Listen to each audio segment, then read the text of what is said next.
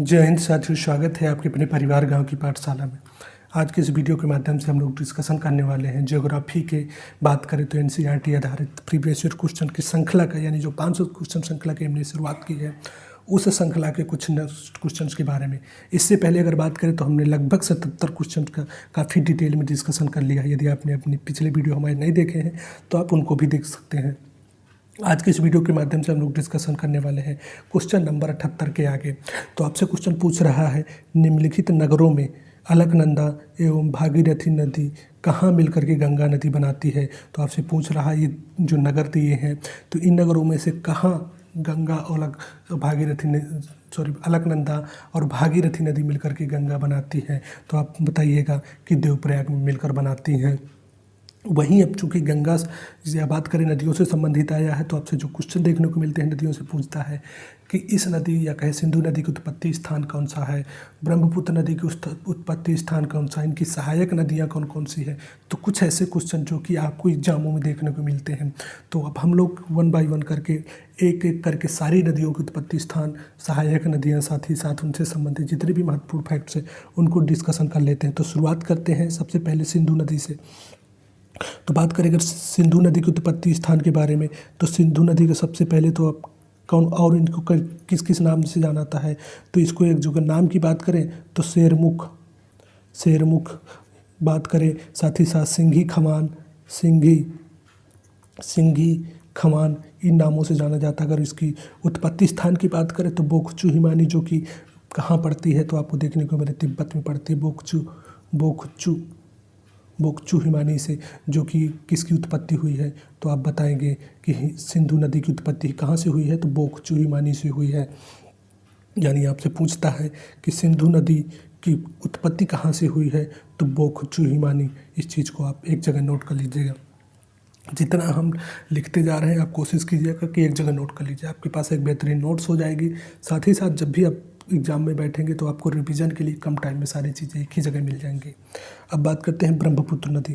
तो ब्रह्मपुत्र नदी के जो उत्पत्ति स्थान की बात करें तो ब्रह्मपुत्र नदी के उत्पत्ति स्थान आप देखते हैं कि आंगसी हिमानी जो कि ब्रह्मपुत्र नदी की उत्पत्ति स्थान है। तो यहाँ से भी आपको क्वेश्चन देखने में, साथ ही साथ ब्रह्मपुत्र नदी को और किस नाम से जानना है, तो थरलुंग जंगबो कहें या फिर जांगपो कहें, साथ ही साथ सांगपो इस ऐसे नाम से भी इसको जान, यानी ब्रह्मपुत्र नदियों को नाम दूसरे नाम सांगपो नदी, साथ ही साथ दिहांग नदी भी इसको कहते हैं। वहीं अगर बात करें तो थारलुंग जंगपो नदी अगर उत्पत्ति की बात करें तो आंगसी हिमानी से हुई है। तो यहाँ से भी ये संबंधित क्वेश्चन आप एक जगह लोग लिख सकते हैं। बात करें सतलज नदी की, तो सतलज नदी की अगर उत्पत्ति की बात करें तो सतलज नदी की जो उत्पत्ति है वो राकसताल से होती। कहाँ से, तो राकसताल से हुई है। बात करें ब्यास नदी की उत्पत्ति स्थान की, तो अगर ब्यास नदी की उत्पत्ति स्थान की बात करें तो ब्यास कुंड से हुई है। ब्यास कुंड से आपको देखने को मिलेगी। वहीं अगर बात करें रावी नदी की उत्पत्ति स्थान की बात में, तो रावी नदी जो कि आपकी रोहतांग दर्रा से हुई है। तो ये ऐसे क्वेश्चन ये आपसे एग्जामों में पूछता है कि रावी नदी की उत्पत्ति स्थान कहाँ है, तो रोहतांग दर्रा। इस चीज़ को आप कोशिश कीजिएगा कि एक ही जगह नोट कर लीजिएगा। वहीं आपसे पूछता है कि चिनाव नदी की उत्पत्ति स्थान कौन सा है, तो चिनाव नदी का जो उत्पत्ति स्थान है तो बरालाचा है। बरालाचा में चाह है। आप पकड़ना चाहें अगर क्वेश्चन को, कई बार होता है कि जैसे विकल्प में दे दिया कि चुनाव नदी की उत्पत्ति स्थान क्या है, तो 3 से 4 जब विकल्प दे दिया तो उनमें से आप देखेंगे कि एक बरालाचा होगा। तो बरालाचा में चाव है और चुनाव में चाह है। तो इस वजह से भी यहाँ से भी आप एक पकड़ सकते हैं। तो आप कोशिश कीजिएगा कि थोड़ा सा चीज़ें रिलेट भी कर लीजिएगा, जिससे कि जब यहाँ से क्वेश्चन आपको एग्जामों में देखे तो आप उसको पकड़ पाएँ। अब बात करते हैं, जैसे कि आपके पूछता है कि झेलम नदी की उत्पत्ति स्थान कौन सा है, तो झेलम नदी की उत्पत्ति जो बेरी नाग झील जो कि झेलम नदी की उत्पत्ति स्थान है। तो जैसे कि झेलम में झा है और झील में झा है, तो इस चीज़ यहाँ से भी आप इस चीज़ को पकड़ पाइएगा। अगर बात करें नेक्स्ट जो कि आपको गंगा नदी की अगर बात करें तो गंगा नदी की जो उत्पत्ति स्थान के बारे में पूछता है तो गंगोत्री हिमानी।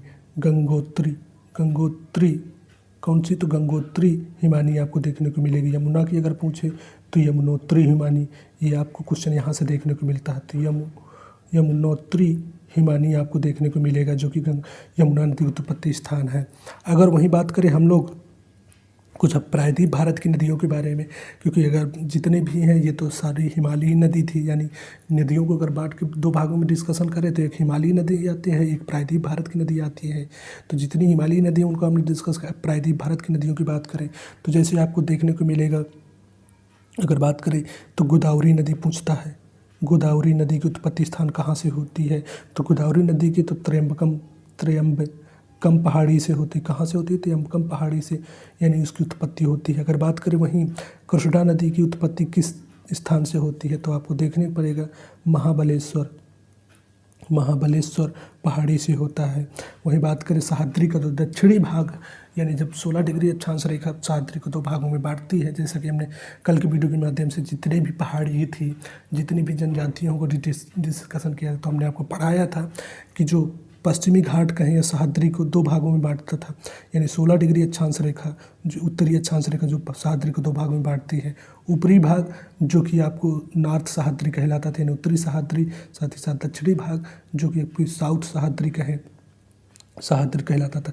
तो इसी साउथ सह्याद्री का भाग जो कि महाबलेश्वर की पहाड़ी थी, तो महाबलेश्वर की पहाड़ी से ही किसकी उत्पत्ति होती है? तो कृष्णा नदी की उत्पत्ति होती है। कल की वीडियो में हमने सारे जितने भी राज्य हैं उन राज्यों से संबंधित पहाड़ियाँ, पर्वत, उनकी सर्वाधिक ऊंची चोटी कौन कौन सी, इनको सबको डिटेल में डिस्कशन करा दिया है। यदि आपने नहीं देखा तो आप उसको भी देख सकते हैं। अब वही बात करते हैं कावेरी नदी की। अगर बात करें कि कावेरी नदी की उत्पत्ति स्थान कहाँ से हुई है, तो कावेरी नदी की उत्पत्ति स्थान की बात करें तो ब्रह्मगिरी पहाड़ी से हुई है। ब्रह्मगिरी, अब आप लोग कमेंट करके बताइएगा कि ब्रह्मगिरी की पहाड़ी किस राज्य में स्थित है। कल हमने सारा इन चीज़ों को डिटेल में डिस्कशन किया था। बात करें अब कुछ और प्रमुख नदियों के बारे में, जैसे आपसे पूछता है कि महानदी की उत्पत्ति स्थान कहाँ से हुई थी, तो जैसे महानदी की अगर उत्पत्ति स्थान की बात करें तो महादा नदी की स्थान उत्पत्ति जो कि अमरकंटक के मैकालू पर्वत, अमरकंटक श्रेणी से हुई है। कहाँ से हुई? तो अमरकंटक की श्रेणी से हुई है। वहीं बात करें किस जगह से हुई थी, तो सिंघावा नामक एक स्थान पाया जाता है, या सिंघावा श्रेणी से किसकी उत्पत्ति? तो महानदी की उत्पत्ति हुई है। हालांकि इससे संबंधित आगे क्वेश्चन है, उनको और भी हम डिटेल में डिस्कशन करेंगे। अब बात करें जैसे कि आपको देखने को मिलता है, एक पूछता है ताप्ती नदी की उत्पत्ति स्थान कहाँ से है, तो मूलताई पहाड़ी से ताप्ती नदी की उत्पत्ति होती है। नर्मदा नदी, सोन नदी की पूछे तो अमरकंटक के मैकालू पर्वत से होती है। तो ये यहाँ से भी आप ऐसे क्वेश्चन को आप रिलेट कर पाइएगा। तो अब जो कि आपके से पूछ रहा है, क्या पूछा है, तो आपसे पूछा है क्योंकि क्वेश्चन का तो हो गया देवप्रयाग, उत्पत्ति स्थान सभी का हो गया। अब आगे जो क्वेश्चन आपसे पूछ रहा है, क्योंकि आप जब एक ही जगह सारा चीज़ें आपके पास हो जाएंगी तो आपके आगे सारी जो क्वेश्चन आगे हैं ये सारी नदियों से संबंधित है, तो आप सभी क्वेश्चंस को पकड़ पाइएगा। इस वजह से आप हमारे जो जितने भी डिस्कशन देखे होंगे, तो हम सबसे पहले एक क्वेश्चन आएगा, उस क्वेश्चन के माध्यम से सारी डिटेल करा देते हैं, उससे भी संबंधित जितने भी क्वेश्चन हैं, ताकि आपको तुरंत पकड़ पाएँ। अब बात करते हैं क्वेश्चन नंबर नेक्स्ट के बारे में। भारत में यारलुंग नदी को किस नाम से जाना जाता है? तो भारत में अभी हमने बताया था कि जो कि हमने यारलुंग नदी कहें, या फिर सांगपो नदी कहें, या फिर कहें ब्रह्मपुत्र नदी, इन सभी नदियों को हम एक ही यानी ब्रह्मपुत्र नदी के नाम से जाना जाता है। तो सांगपो हो गया, साथ ही साथ दिहांग नदी हो गई। अगर बात करें वहीं ब्रह्मपुत्र नदी, ये सभी एक ही नाम है। कहाँ से उत्पत्ति होती है? तो इसकी उत्पत्ति स्थान की अगर जैसे हमने बताया था अंगसी हिमानी। सिंधु नदी की हमने बता ही दिया कि सिंधु नदी की उत्पत्ति स्थान की जो कहाँ से हुई थी, तो सिंधु नदी की हुई थी। बोखर्चू हिमानी से हुई थी। गंगा की गंगोत्री हिमानी से हुई थी। अगर वहीं आपसे क्वेश्चन एक और क्वेश्चन पूछता है, आपसे पूछता है कि हिमालय पर्वत को पार करके आने वाली कौन कौन सी नदी है? हिमालय पर्वत को पार करके भारत आने वाली नदियाँ कौन कौन सी हैं, या कहें हिमालय पर्वत को पार करके कौन कौन सी नदियाँ, तो आप देखेंगे कि जो पहली नदी है वो सिंधु नदी है। दूसरी नदी आपको जो देखने को मिलेगी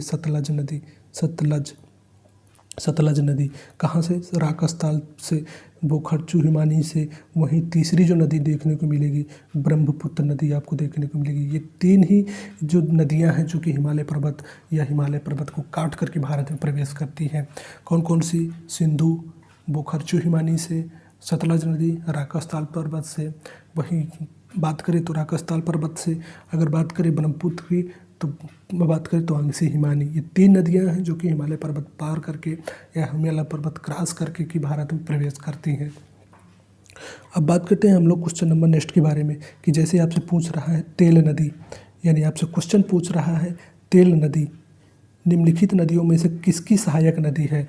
तो आप यहाँ से संबंधित कई बार आपको क्वेश्चन देखने में पूछता है तेल नदी, ईब नदी, मंड नदी, साथ ही साथ ओंक, जोंक, ये कुछ नदियाँ हैं जो कि किसकी सहायक नदी है। तो अगर बात करें ये सहायक नदी तो महानदी की है। महानदी अभी हमने बताया था कि महानदी की उत्पत्ति स्थान सिंघावा श्रेणी से हुई थी। सिंघावा श्रेणी का है या सिंघावा स्थान से हुई थी। उसी की सहायक नदी जो कि है कौन सी है, तेल नदी है। तो अब इस चीज़ को हम लोग डिस्कशन करें। अगर उत्तर की बात करें तो प्रयुक्त में से कोई नहीं होगा। तो इस चीज़ को अब क्या होगा कि हम जितनी भी महानदी की सहायक नदी हैं, साथ ही साथ महानदी से संबंधित जो कि एग्जामों में क्वेश्चन जितने भी बनते हैं उन सबको देख लेते हैं।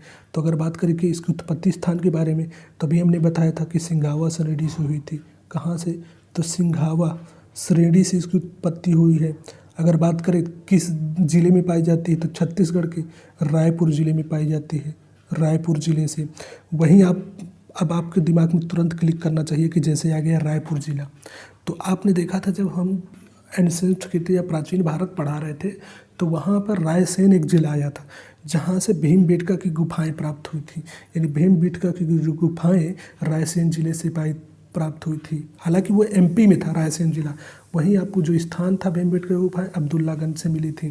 तो आप इस चीज़ को फिर रिलेट कर दीजिएगा। आप दिमाग में तुरंत क्लिक हो, जैसे रायपुर आ गया तो रायसेन हमने कहीं पढ़ा था। यदि आप हमारे रेगुलर चैनल को देख रहे होंगे, वीडियो को हमारे देख रहे होंगे, तो इस चीज़ को आप रिलेट कर पा रहे होंगे। क्योंकि पढ़ने का मज़ा तभी है जब आप दिमाग में तुरंत जैसे वो शब्द तुरंत आपसे क्लिक करें कि ये चीज़ हमने कहीं पढ़ी थी। अगर पढ़ी थी तो कहाँ पढ़ी थी, यहाँ पढ़ी थी। यानी भीमबेटका की गुफाएं जो कि मध्य प्रदेश के रायसेन जिले में अब्दुल्लागंज स्थान पर मिली थी। किस काल से संबंधित है, तो पाषाण काल से संबंधित है। अब आप चाहें तो पाषाण काल से संबंधित कुछ फैक्ट्स याद कर लेते हैं।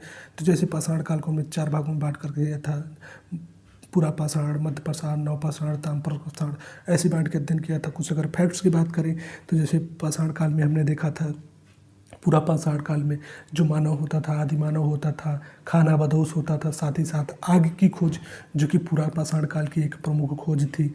मध्य पाषाण में देखा था कि हथियार जो थे वो छोटे हो गए थे, साथ ही साथ माइक्रोलिथ के बने होते थे। अगर वहीं हम लोग बात करें नवपाषाण काल में, तो जो नवपाषाण का काल का मानव था वो स्थायी हो गया था, स्थायी निवास करने लगा था, कृषि करने लगा था। साथ ही साथ अगर बात करें तो पहिए की खोज नवपाषाण काल की एक प्रमुख खोज थी। वहीं आपसे पूछता है कि पाषाण काल में पहली खोजी गई यानी फसल कौन सी थी, तो जौ थी। धातु पूछता है तो तव। तो इस तरह से आप चीज़ों को रिलेट करके जब आप रिवीजन कीजिएगा तो उससे क्या होगा कि आपको बहुत सारी चीज़ें रिवाइज होती जाएंगी। साथ ही साथ क्योंकि पिछला आप रिवाइज नहीं करेंगे तो भूलते जाएंगे। तो इस वजह से जैसे कोई टर्म आए तो वहाँ से संबंधित जितने भी, जरूरी नहीं क्योंकि पहले होता है कि शुरुआत में ये चीज़ें नहीं रिलेट कर पाना होता, लेकिन धीरे धीरे जब आप ऐसे करते जाएंगे एक हैबिट में आ जाएगा तो आप सारी चीज़ों को रिवाइज करते भी चलेंगे। तो कोशिश ऐसे कीजिएगा कि रिवाइज कीजिए करके। अब हम लोग बात करते हैं अपने टॉपिक पे, जो कि जहाँ पे हम लोग नदियों पे टॉपिक पे बात कर रहे थे, बातें हैं। तो हम जैसे तेल महानदी की बात कर रहे थे, तो महानदी जो कि इसकी सहायक नदी तेल हो गई। तो अब सहायक नदी की बात कर लें तो महानदी की सहायक नदी कौन कौन सी है। तो महानदी की अगर सहायक नदियों की बात करें तो तेल हो गई, महानदी की सहायक नदी। तो महानदी की जो सहायक नदी है आपको देखने को मिलेगा तेल हो गई, वहीं हो गई जो कि आपको मिलेगा ओंक, जोंक, क्योंकि ये सारे क्वेश्चन आपको प्रीवियस। वहीं ईब अगर बात करें हसदेव अगर वहीं बात करें ईब हो गया, हसदेव हो गया और मंड, ये कुछ प्रमुख नदियां हैं जो कि महानदी की सहायक कौन सी, तेल, ओंक, जोंक, मंड, ईब और हसदेव, ये किसकी सहायक नदी है, तो महानदी की सहायक नदी है। उत्पत्ति स्थान के बारे में हमने इसकी बात कर ही लिया।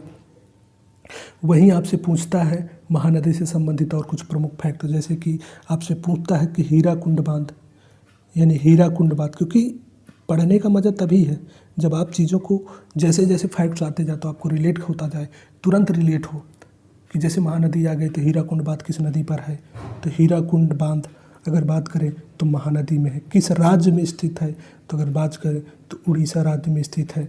किस राज्य में स्थित है, तो उड़ीसा राज्य में स्थित है। तो इस चीज़ को भी आप रिलेट कर लीजिएगा। वहीं आपसे जैसे अब अगर बात करें विकल्पों के बारे में, तो आपसे पूछ रहा है गंडक नदी। तो गंडक नदी आप जानते हैं, गंडक हो गया, बागमती हो गया, घाघरा हो गया, कोसी हो गया, यमुना हो गया, सोन हो गया, पुनपुन हो गया, ये किसकी सहायक नदी हैं? तो आपसे जब सहायक नदी की बात करें तो ये सब सभी गंगा की सहायक नदी है। अब हम लोग जो कि आई हैं तो इनके भी उत्पत्ति स्थानों की बात, ताकि सारा कंपाइल आपके पास एक ही जगह हो जाए। तो गंडक नदी की बात करें तो अन्नपूर्णा श्रेणी से हुई है। अन्नपूर्णा श्रेणी से गंगा नदी की उत्पत्ति, यानी गंडक नदी की उत्पत्ति हुई कहाँ से? अन्नपूर्णा श्रेणी से हुई है। वहीं अगर बागमती की बात करें तो महाभारत श्रेणी से हुई है। महाभारत श्रेणी से अगर बात करें तो जो कि किसकी उत्पत्ति हुई है? महाभारत श्रेणी से आपको देखने को मिलेगा बागमती की उत्पत्ति हुई है। अगर घाघरा की बात करें तो मापचा हिमनद जो कि आपको देखने को मिलेगा, मापचा हिमनद से अगर किसकी उत्पत्ति हुई तो घाघरा नदी की उत्पत्ति कहाँ से हुई है? मापचा हिमनद से हुई। तो ऐसे क्वेश्चन भी आपको देखने को मिलेंगे। वहीं कुछ और याद कर लें कि जैसे आपसे पूछता है कोसी नदी जो बिहार का शोक भी कहलाती है। साथ ही साथ आपकी इसकी उत्पत्ति स्थान की बात करें तो गोसाई धाम श्रेणी, या बात करें गोसाई धाम चोटी जो कि आपको देखने को मिलेगी, वहाँ से कोसी नदी जो कि बिहार का शोक कहलाती है। तो कहाँ से उत्पत्ति हुई है? गोसाई धाम चोटी से उत्पत्ति हुई है। अब आपसे पूछता है, कई बार एग्जामों में पूछा है कि पुनपुन नदी जो किसकी सहायक नदी है? तो पुनपुन नदी जो कि गंगा की सहायक नदी। उत्पत्ति स्थान की बात करता है तो चोरहा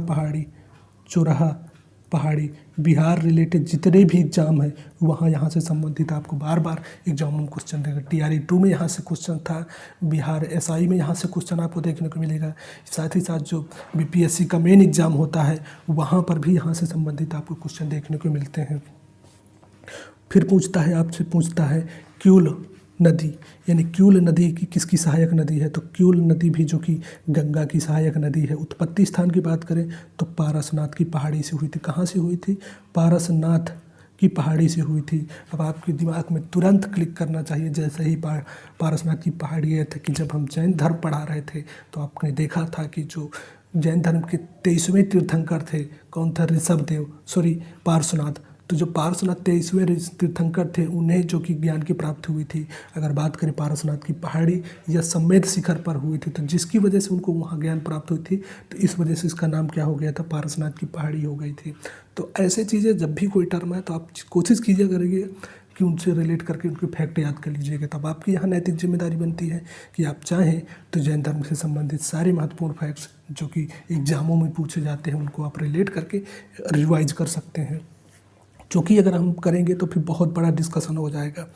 तो इस चीज़ को आप यही कोशिश कीजिएगा कि यहाँ रिवाइज कर लीजिएगा। बात करते हैं जैसे इस विकल्प के बारे में, तो जो हो गया इस विकल्प का सही हो गया, उपयुक्त में से कोई नहीं, यानी महानदी की सहायक नदी थी तो इस वजह से इसका जो विकल्प सही होगा उपयुक्त में से कोई सही नहीं होगा।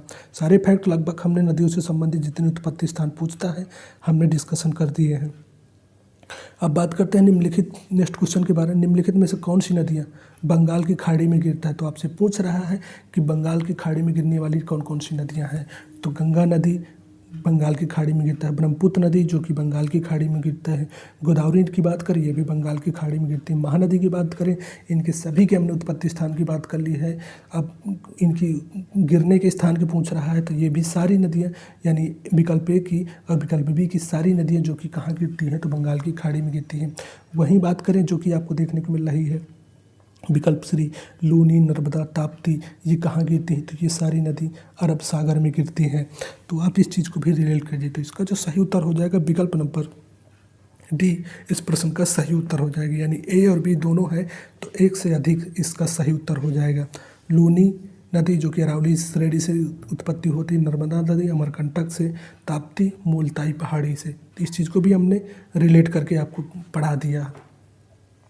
अब बात करते हैं क्वेश्चन नंबर नेक्स्ट के बारे में। निम्नलिखित में से गंगा नदी घाटी की कौन सी उपनदी है? तो आपसे पूछ रहा है कौन सी नदी यानी गंगा की उपसहायक नदी है। बात करें कौन सी नदी जो कि गंगा की उपसहायक नदी है, तो जैसे आप देख रहे हैं कि बराकर नदी किसकी सहायक नदी है? तो दामोदर नदी की सहायक है। दामोदर नदी की सहायक है, कौन सी है? तो अगर बात करें तो बराकर नदी। शंख की बात करें तो स्वर्णरेखा की नदी की सहायक है। स्वर्णरेखा नदी कौन सी है? तो आप यानी किस राज्य में पाई जाती है? तो आप बताएंगे कि स्वर्णरेखा नदी जो कि झारखंड राज्य में पाई जाती है। कहाँ पाई जाती है? तो झारखंड राज्य में पाई जाती है। इस चीज़ को भी रिलेट कर सकते हैं। साथ ही साथ अब आपके दिमाग में ये भी क्लिक होना चाहिए कि स्वर्णरेखा नदी पर एक जलप्रपात है। तो कौन सा जलप्रपात है? तो हुंडरू जलप्रपात। हुंडरू हुंडरू जलप्रपात जो कि स्वर्णरेखा नदी पर। इस चीज़ को भी आप कोशिश कीजिएगा यहीं पर लिख लीजिएगा। और बात करें जैसे कि उत्तरी कोयल, तो उत्तरी कोयल किसकी सहायक नदी है? तो सोन नदी की सहायक नदी है। कहाँ से उत्पत्ति हुई थी? तो रांची पहाड़ी से। रांची पहाड़ी से उत्पत्ति हुई है। किसकी सहायक नदी है? सोन नदी की। अगर वहीं बात करें तो सोन नदी की जो कि सहायक किसकी है? तो सोन नदी जो कि सहायक है गंगा नदी की। तो यानी स्वर्णरेखा भी गंगा नदी की सहायक है, सोन नदी भी गंगा नदी की सहायक है, और वहीं उत्तरी कोयल भी गंगा नदी की सहायक नदी थी। तो इसका जो सही उत्तर हो जाएगा वो हो जाए उपयुक्त में से यानी विकल्प नंबर डी इस प्रश्न का सही उत्तर हो जाएगा। क्योंकि आप ऐसे आपको अगर बता दिया जाएगा तो आपको चीज़ें समझ नहीं आएंगी, लेकिन जब आप चीज़ों को रिलेट करिएगा तब आपको इस क्वेश्चन को समझ आए। क्योंकि ऐसे क्वेश्चन जब एग्जामों में आ जाते हैं तब कई बार क्या होता है कि बहुत ही गलती होने के चांस बढ़ जाते हैं। तो इस चीज़ को आप नोट कर लीजिएगा। उत्तरी कोयल जो कि रांची पहाड़ी से उत्पत्ति होती है, सोन नदी की सहायक नदी है। अब पूछ लेगा सोन नदी तो आपकी गंगा की सहायक है। तो अगर सोन नदी की सहायक तो जाहिर सी बात है जो कि सोन नदी गंगा की सहायक है, तो गंगा की सहायक नदी या उपनदी में आती है। शंख नदी स्वर्णरेखा की सहायक है, वहीं स्वर्णरेखा जा करके आपको गंगा में मिलती है। तो इस वजह से ये भी तो ए और दो दोनों सही हैं, तो उपयुक्त में से एक से अधिक इस प्रश्न का सही उत्तर हो जाएगा। अब हम लोग बात करते हैं क्वेश्चन नंबर नेक्स्ट के बारे में। सोन और गंगा नदी का संगम बिहार के किस जिले में स्थित है? तो पटना जिले में स्थित है। यानी कि पूछ रहा है आपसे कि सोन नदी और गंगा नदी का संगम कहाँ पर स्थित है? तो पटना जिले में। वहीं से आपसे पूछता है कि गंगा और यमुना का संगम स्थल कहाँ है? तो आपको देखने को मिलेगा कि प्रयागराज में है। अब बात करते हैं क्वेश्चन नंबर नेक्स्ट के बारे में। तो आई होप कि जितने भी नदियों से संबंधित फैक्ट हैं उनको हमने, जैसे कि जितनी उत्पत्ति स्थान है, सहायक नदी है, इन चीज़ को हमने एक ही जगह आपको नोट करा दिया है। अब हम लोग बात करते हैं कुछ और प्रमुख फैक्ट्स के बारे में। जैसे कि नेक्स्ट क्वेश्चन है, निम्न में से कौन सा शहर गंगा नदी के किनारे स्थित नहीं है? आपसे पूछ रहा है कौन सा शहर जो कि गंगा नदी के किनारे स्थित नहीं है। तो फतेहपुर गंगा नदी के किनारे है, भागलपुर गंगा नदी के किनारे है। तो इसमें से पूछ रहा है कौन सा नहीं है? तो उत्तरकाशी। यानी नहीं पूछ रहा है तो उत्तरकाशी हो जाएगा। अगर बात करें तो आपसे पूछ रहा है जो कि नहीं होगा, तो नहीं पूछ रहा है तो फतेहपुर। फतेहपुर अगर बात करें तो गंगा नदी के किनारे ना होकर जो कि जमुना नदी के किनारे, किसकी नदी है? तो जमुना नदी के किनारे। अरे जमुना नदी नहीं है। इस प्रश्न का जो सही उत्तर होगा वो विकल्प सी उत्तरकाशी ही होगा। यानी फतेहपुर, साथ ही साथ अगर भागलपुर, ये किसके किनारे हैं? तो ये दोनों शहर जो कि गंगा नदी के किनारे है, जो नहीं है तो उत्तरकाशी। तो इस प्रश्न का जो सही उत्तर होगा विकल्प नंबर सी हो जाएगा। अब आपकी एक नैतिक जिम्मेदारी बनती है, तो आप चाहें तो यमुना नदी के किनारे जितने शहर हैं, प्रमुख प्रमुख शहर, या कहें कि मेट्रो सिटी जितनी है, जितनी जहाँ जहाँ कुछ स्पेशल है, तो आप एक जगह नोट कर सकते हैं। गंगा से सटे हुए शहरों को नोट करते हैं। तो जब यहाँ से क्वेश्चन आपको आएंगे तो आप उन चीज़ों को एकदम पकड़ पाइएगा। तो कोशिश कीजिएगा कि ऐसे आप एक ही जगह सब कंपाइल कर लीजिए। अब बात करते हैं क्वेश्चन नंबर नेक्स्ट के बारे में। निम्नलिखित में से कौन सा एक सबसे सूखा स्थान है? तो सबसे सूखा स्थान की बात करें तो लेह हो जाते हैं। जैसे कि आप सभी जानते होंगे कि लेह का जो स्थान है, सबसे कम वर्षा अगर भारत में कहीं होती है तो लेह में होती है। कितनी होती है? तो 9.5 सेंटीमीटर से भी कम वार्षिक वर्षा होती है। तो आपसे यही पूछता है कि सूखा स्थान किस स्थान को कहते हैं? तो जहाँ भी, यानी जिस स्थान पर भी 25 सेंटीमीटर से कम वार्षिक वर्षा होती है वो सभी स्थान सूखा के अंतर्गत आते हैं। आपसे डिफिनेशन भी कई बार ये चीज़ें पूछ लेता है। तो लेह में कितनी होती है वार्षिक वर्षा? 9.25 सेंटीमीटर से भी कम होती है। वहीं आपसे पूछता है कि लेह या लद्दाख किस प्रकार का जो कि आपका मरुस्थल है? तो लद्दाख एक शीत मरुस्थल है। वहाँ वार्षिक वर्षा कितनी होती है? तो 9.25 सेंटीमीटर से भी कम होती है। वहीं आपसे मरुस्थलों से संबंधित कुछ अगर फैक्ट की डिसीजन अगर बात करें, हम लोग रिवाइज करने की कोशिश करें, तो जैसे कि मरुस्थल पूछ सकता है कि विश्व का सबसे ठंडा मरुस्थल कौन सा है? तो आपने देखा होगा कि गोबी का मरुस्थल जो विश्व का सर्वाधिक ठंडा मरुस्थल है, किस देश में स्थित है? तो चीन, प्लस मंगोलिया की सीमा पर स्थित है। चीन और मंगोलिया की सीमा पर स्थित है। इस मरुस्थल की विशेषता क्या है? तो यहाँ 2 कुबड़ वाला ऊँट पाया जाता है जिसे बैक्ट्रियन ऊँट कहते हैं। 2 कुबड़ वाला ऊँट पाया जाता है। साथ ही इस ऊँट को क्या कहते हैं? तो यानी बैक्ट्रियन टाइप का ऊँट कहते हैं। तो ऐसे भी आप इस चीज़ को रिलेट कर लीजिए। फिर आपसे ठंडा पूछ लिया कि गोबी का मरुस्थल है तो सबसे गर्म कौन सा आएगा? तो सबसे गर्म जो कि आपको अगर शुष्क पूछे तो शुष्क मरुस्थल जो कि आपको आटाकामा का मरुस्थल या पेंटागोनिया का मरुस्थल कहें तो जो पेंटागोनिया का मरुस्थल है आटाकामा का मरुस्थल सबसे शुष्क मरुस्थल है। वहीं आपसे क्वेश्चन पूछता है कि जो कि कालाहारी मरुस्थल है उसकी किनारे यानी उस कालाहारी मरुस्थल में कौन सी जनजाति पाई जाती है? तो आप बताइएगा कि जो कालाहारी मरुस्थल में जो पाई जाती है बुशमैन। वहीं नामीब मरुस्थल किस महाद्वीप में पाया जाता है? तो अफ्रीका महाद्वीप में। कौन सी जनजाति? तो खोई जनजाति पाई जाती है। तो ऐसे भी क्वेश्चन आपको एग्जामों में देखने को मिलेंगे। अब हम लोग आते हैं अपने टॉपिक यानी कि नेक्स्ट क्वेश्चन के बारे में। क्वेश्चन नंबर 86, अमृतसर एवं अगर बात करें अमृतसर एवं शिमला लगभग एक ही अक्षांश पर स्थित है, परंतु उनकी जलवायु में विभिन्नता का क्या कारण है? तो उनकी ऊंचाई में विभिन्नता का कारण है। इस प्रश्न का अगर सही उत्तर हो जाएगा विकल्प नंबर 1। चूँकि अब ये क्वेश्चन सब वन लाइनर है तो हम लोग इनको क्या करेंगे कि वन लाइनर फॉर्म में डिस्कशन कर लेंगे। भारत की सर्वाधिक वर्षा मुख्यतः प्राप्त होती है तो दक्षिण पश्चिम मानसून से प्राप्त होती है। तो आपसे ये पूछता है कि भारत का सर्वाधिक शुष्क क्षेत्र, तो हमने भी डिस्कशन किया लेह था। सर्वाधिक वर्षा तो जो कि मासिन राम में होती है। तो ये चीज़ भी आप एक जगह नोट कर लीजिएगा। वहीं आपसे पूछता है कि भारत की मिट्टियों के बारे में, नेक्स्ट क्वेश्चन जो कि मिट्टियों के बारे में। तो अगर मिट्टी की बात करें तो भारत में जो जलोढ़ मिट्टी इनकी परसेंटेज पूछता है तो कितनी परसेंट? तो 43% भूभाग पर जलोढ़ मिट्टी पाई जाती है। वहीं आपसे पूछता है कि लाल मिट्टी कितने प्रतिशत भूभाग पर पाई जाती है? तो 18% भूभाग पर पाई जाती है। क्योंकि अब मिट्टी से संबंधित क्वेश्चन है तो यहीं पे डिस्कशन कर लेते हैं।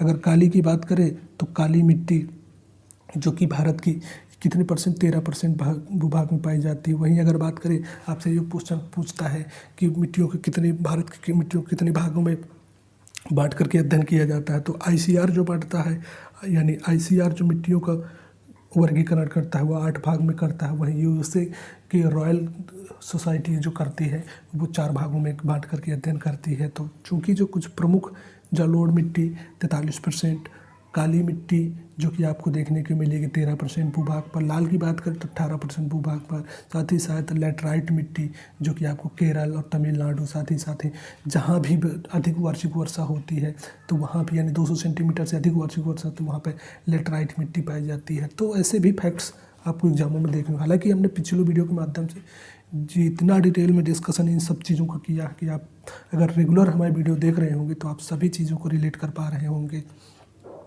अब बात करते हैं क्वेश्चन नंबर नेक्स्ट के बारे में। दुमटी लोम मिट्टी में मिट्टी का कौन सा कण मिलता है? तो दुमटी जो लोम मिट्टी में मिट्टी का कण मिलता है अगर बात करें तो इसमें उपयुक्त में से यदि चिकना कण बालू कण दोनों मिलते हैं तो उपयुक्त में से एक से अधिक इस प्रश्न का सही उत्तर हो जाएगा। वही बात करते हैं क्वेश्चन नंबर नेक्स्ट के बारे में। पौधों का सबसे अधिक पानी किस मिट्टी में मिलता है? तो चिकनी मिट्टी में सर्वाधिक पानी मिलता है। सारे वन लाइनर फॉर्म में तो इनको हम वन लाइनर फॉर्म में ही डिस्कशन कर लेते हैं। जहाँ पर भी लगेगा कि ये डिस्कशन करने लायक क्वेश्चंस हैं, जहाँ भी फैक्ट दिए जा सकते हैं तो हम सारे उनको फैक्ट्स के माध्यम से डिस्कशन करेंगे। अब यहाँ पूछ रहा है कूट की सहायता से चयन कीजिए। तो आपसे पूछ रहा है कि हरित क्रांति किसी यानी कि हरित क्रांति के घटक कौन कौन से थे? तो सिंचाई भी था, ग्रामीण सड़कें और विपणन भी था, विद्युतीकरण का था। तो इस प्रश्न का जो सही उत्तर हो जाएगा विकल्प नंबर D यानी उपयुक्त में से एक से अधिक सभी ये किसी न कहीं हरित क्रांति के घटक थे। किसमें? यानी बीज जो थे, सिंचाई, सड़कें, विपणन, विद्युतीकरण, ये सभी कहीं ना कहीं जो कि हरित क्रांति से संबंधित थे। तो वही चीज़ इस क्वेश्चन में पूछ रहा है। तो सभी थे तो इसलिए उपयुक्त में से एक से अधिक इस प्रश्न का सही उत्तर हो जाएगा। अगर बात करें नेक्स्ट क्वेश्चन के बारे में, एक कृषि उत्पादकता में बढ़ाने का रास्ता है। तो अगर बात करें कृषि उत्पादकता बढ़ाने का जो रास्ता है, कुशल सिंचाई, कीटनाशकों का प्रयोग, गुणवत्तापूर्ण बीज, तो ये सही होगा। अगर बात करें तो ये सभी सही है। तो इसका जो सही उत्तर हो जाएगा विकल्प नंबर D एक से अधिक, यानी ये सभी कारकों का प्रयोग करके ही उत्पादकता को बढ़ाया जा सकता है। अब आपसे क्वेश्चन पूछ रहा है इंद्रधनुषी क्रांति यानी इंद्रधनुषी क्रांति का संबंध है। तो अगर बात करें इंद्रधनुषी क्रांति जो थी, हरित क्रांति, श्वेत क्रांति, नीली क्रांति, यानी जितनी भी ओवरऑल क्रांति है उन सभी क्रांति को मिला करके इंद्रधनुषी क्रांति बनाई गई थी। तो इस वजह से इसका जो सही उत्तर हो जाएगा विकल्प नंबर डी इस प्रश्न का सही उत्तर हो जाएगा। बात करते हैं काली क्रांति के बारे में, यानी काली क्रांति संबंधित है तो किससे? मत्स्य पालन से, कोयला उत्पादन से। तो इस प्रश्न का जो सही उत्तर होगा कच्चा तेल उत्पादन से संबंधित है। भारत का अधिकतम गेहूं उत्पादक राज्य कौन सा है? तो उत्तर प्रदेश है। वहीं उत्पादकता, प्रति हेक्टेयर उत्पादकता की बात करें तो पंजाब राज्य है। अगर सर्वाधिक उत्पादकता की बात करें, उत्पादन की बात करें तो आपको देखने को मिलेगा उत्तर प्रदेश। अगर प्रति हेक्टेयर के मामले में अगर से पूछता है तो पंजाब राज्य हो जाएगा। अब बात करते हैं क्वेश्चन नंबर नेक्स्ट के बारे में। जैसे कि क्वेश्चन नंबर नेक्स्ट आपको भारत के किन राज्यों में गन्ना सबसे अधिक पैदा किया जाता है? तो ये पूछ रहा है कि भारत के किन राज्यों में सबसे अधिक गन्ना पैदा किया जाता है। तो उत्तर प्रदेश और महाराष्ट्र राज्य में, यहीं पर ही जो कि आपको देखने को मिलेगी सर्वाधिक गन्ना मिलें भी देखने को मिलेंगी। वहीं आपसे पूछता है कि उत्तर प्रदेश की प्रथम गन्ना मिल कहाँ पे खोली गई थी? तो आप बताइएगा कि प्रतापगढ़ में, जो कि आपको प्रथम बात करें तो गन्ना मिल खोली गई थी। वहीं अब बात करते हैं क्वेश्चन नंबर नेक्स्ट के बारे में। सर्वाधिक उत्तरी अक्षांशीय लंबाई वाली सीमा कौन सा देश है? यानी सबसे पूछ रहा है कि दक्षिणी अक्षांशीय लंबाई वाली सीमा कौन सी है? तो जो हो जाएगा चिली हो जाएगी। अब आपसे ये क्वेश्चन पूछता है कि दक्षिणी अमेरिका महाद्वीप के कितने देश, यानी आपसे जो क्वेश्चन पूछेगा कि मर्कासुर जो कि व्यापारिक संगठन बनाया जाता है तो कितने देश मिलकर के संगठन बनाते हैं? तो आप होप कि आप लोग इसको कमेंट के माध्यम से बताइएगा कि मर्कासुर जो कि एक व्यापारिक संगठन था कितने देश, यानी कौन कौन से देश जो कि इसको मिलकर के बनाते हैं। तो कोशिश कीजिएगा कि इसका कमेंट के माध्यम से आप लोग कमेंट कीजिएगा, क्योंकि जब इस चीज़ को आप देखेंगे तो आप 4 जगह से खोजेंगे तो आपको बहुत सारी चीज़ें फैक्ट्स पता चलेंगे। तो इस वजह से कोशिश कीजिएगा कि मर्कासुर जो कि एक व्यापारिक संगठन था वो किन किन देशों से संबंधित है, तो आप कमेंट के माध्यम से बताइएगा। अब बात करते हैं क्वेश्चन नंबर नेक्स्ट के बारे में। निम्नलिखित में किस देश में सर्वाधिक द्वीप हैं? तो अगर द्वीपों की बात करें तो इंडोनेशिया में सर्वाधिक द्वीप हैं। वहीं आपसे पूछता है क्वेश्चन नंबर नेक्स्ट आपसे पूछता है कि निम्न में से कौन सा द्वीप क्षेत्रफल में सबसे बड़ा है? तो द्वीप से संबंधित क्योंकि क्वेश्चन आया तो कोशिश करते हैं 5 द्वीप हैं वही से संबंधित आपको कई बार यहाँ से क्वेश्चन देखने हो। तो आपसे जो पूछता है पहला द्वीप जो कि विश्व का सर्वाधिक बड़ा द्वीप कौन सा है? तो ग्रीनलैंड द्वीप। आप कोशिश कीजिएगा कि एक ही जगह इनको नोट कर लीजिएगा। ग्रीनलैंड हो गया, पपुआ न्यू गिनी हो गया, पपुआ न्यू गिनी, क्योंकि ये चीज़ें जब एक ही जगह हो जाएंगी तो अब यहाँ से संबंधित कभी भी क्वेश्चन आएगा तो आप उसको पकड़ पाइएगा। New Guinea, Papua New Guinea. वहीं जो कि तीसरा है बोर्नियो द्वीप, बोर्नियो द्वीप। ये विश्व के कुछ प्रमुख क्रम से हैं, सबसे बड़ा ग्रीनलैंड, दूसरा पपुआ न्यू गिनी, तीसरा बोर्नियो द्वीप। एशिया का पूछ ले तो एशिया का सबसे बड़ा द्वीप बोर्नियो द्वीप है। अगर चौथा की बात करें तो मेडागास्कर है, मेडागास्कर जो कि अगर बात करें तो चौथा सबसे बड़ा द्वीप है। पांचवा की बात करें तो जो पांचवा आपको देखने को मिलेगा जो बेफिन द्वीप जो कि पांचवा सबसे बड़ा है। पहला ग्रीनलैंड, दूसरा पपुआ न्यू गिनी, तीसरा बोर्नियो द्वीप, चौथा जो कि आपको देखने को मेडागास्कर, पांचवा बेफिन। ये 4 द्वीप हैं। द्वीपों से संबंधित जितने भी महत्वपूर्ण क्वेश्चन हैं तो इन्हीं द्वीपों से बनाता है। तो इन चीज़ों को एक ही जगह नोट कर लीजिएगा, 2 से 3 बार रिवीजन कीजिएगा ताकि जब यहाँ से क्वेश्चन पूछे, क्योंकि यही क्वेश्चन पूछता है सबसे बड़ा द्वीप अगर ग्रीनलैंड ना दे करके तो इनमें से कोई दे देगा, उनमें से पूछ लेगा कि उनके यानी विकल्पों के आधार पर कौन से बड़ा होगा। तो जैसे इसमें पूछा है तो बोर्नियो द्वीप तीसरे स्थान का दिया है तो सबसे बड़ा मेडागास्कर, ग्रेट ब्रिटेन में से कौन सा होगा? तो बोर्नियो हो जाएगा। तो इस प्रश्न का जो सही उत्तर हो जाएगा बोर्नियो हो जाएगा। वहीं आपसे पूछता है कि एशिया महाद्वीप का सबसे बड़ा द्वीप कौन सा है? तो ये भी बोर्नियो द्वीप हो जाएगा। तो ये क्वेश्चन जो कि आपको जनरली एग्जामों में देखने को मिलेंगे। अब बात करते हैं क्वेश्चन नंबर नेक्स्ट के बारे में। भारत में किन राज्यों में से, यानी भारत के निम्न राज्यों में से किसी चीनी का कटोरा कहा जाता है? तो अगर चीनी की कटोरा की बात करें तो उत्तर प्रदेश को कहा जाता है। तो इस प्रश्न का जो सही उत्तर हो जाएगा विकल्प नंबर ए। अब वही बात करते हैं क्वेश्चन नंबर नेक्स्ट के बारे में। भारत में एकमात्र राज्य जो केसर का उत्पादन करता है तो जम्मू कश्मीर एकमात्र राज्य है जो कि आपको देखने को मिलेगा केसर का उत्पादन करेगा।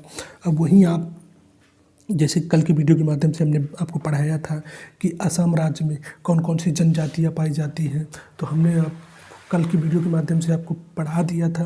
अब आप कमेंट के माध्यम से बताइएगा कि जो कि असम राज्य में कौन सी जनजातियाँ पाई जाती हैं।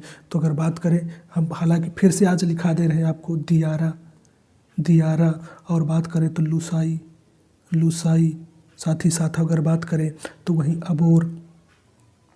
कौन सी, तो अगर असम राज्य की बात करें तो असम में दियारा, लुसाई, अबोर, ये 3 प्रमुख जनजातियां हैं जो कि असम राज्य में पाई जाती है। अब आप लोग कमेंट करके बताइएगा कि भुवन पहाड़ी किस राज्य में स्थित है। आप लोग कमेंट करके बताइएगा, जिससे कि क्या होगा कि आप पिछला रिवीजन आपको क्या, जब भी जहाँ कोई फैक्ट आए तो उनको चीज़ को रिवाइज जरूर किया करिए। तो इसी से आपका बहुत सारा रिवीजन होता जाएगा। साथ ही साथ जो पिछला आप भूलने की कई बार होता है कि आप जब पिछला नहीं देखते तो भूलेंगे, तो जब भी फैक्ट आए तो उससे संबंधित आप फैक्ट याद करते जाइएगा। तो जैसे कि अबोर और दियारा, लुसाई, ये जनजातियाँ हैं, असम राज्य से संबंधित है। अब आप कमेंट के माध्यम से बताइएगा ज़रूर कि भुवन पहाड़ी किस राज्य में स्थित है। हिमाचल प्रदेश की जनजातियों की बात करें तो गद्दी, साथ ही साथ कनौरा। अगर बात करें तो लाहौली। ये सारे क्वेश्चन आपको एग्ज़ामों में, बात करें तो एग्ज़ामों में देखने को मिलते हैं यहाँ से। तो गद्दी, कनौरा, लाहौली किस राज्य से संबंधित है, तो हिमाचल प्रदेश राज्य से संबंधित है। अगर जम्मू कश्मीर से पूछे तो गुज्जर हो गई। अगर वहीं बात करें तो गुज्जर, चंपा, बकरवाल, ये कुछ प्रमुख जातियाँ हैं जो कि जम्मू कश्मीर से संबंधित है। तो आई होप कि ये डिस्कशन आपको पसंद आया हो। यदि डिस्कशन पसंद आया हो तो वीडियो को लाइक कीजिएगा, एक प्यारा सा कमेंट कीजिएगा। साथ ही साथ आप बताइएगा कि ये पहली डाफर और भील जनजाति किस राज्य से संबंधित है। ये दोनों कमेंट जो कि भुवन पहाड़ी, साथ ही साथ डाफर और भील जनजाति किस राज्य से संबंधित है, ये दोनों क्वेश्चन को आप लोग कमेंट के माध्यम से बताइएगा। तो आज के इस वीडियो में इतना ही। मिलते हैं नेक्स्ट वीडियो में, तब तक के लिए जय हिंद, जय भारत।